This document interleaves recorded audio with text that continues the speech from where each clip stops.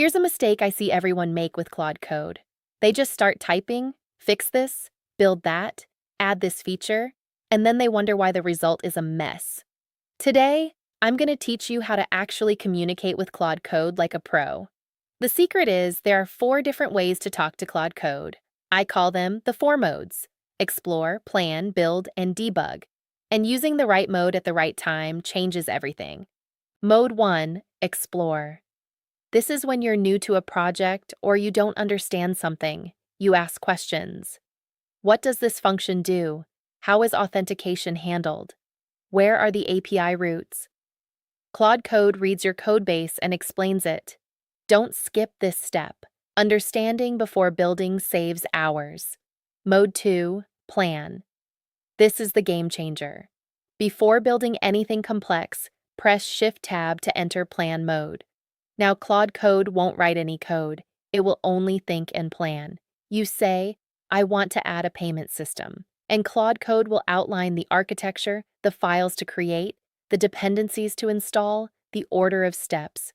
You review the plan, tweak it, and only then say, go ahead and build it. The difference is night and day. Without planning, Claude Code might refactor your entire app to add one feature. With planning, it makes surgical, precise changes. Mode 3, build.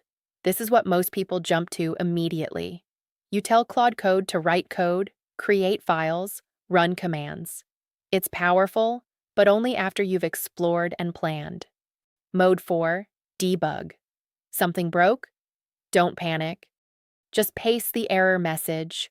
Claude Code will read the error, find the source, trace the logic, and fix it. You can even say, run the tests and fix whatever fails. And it will loop until everything passes. One more tip that will save you so much frustration.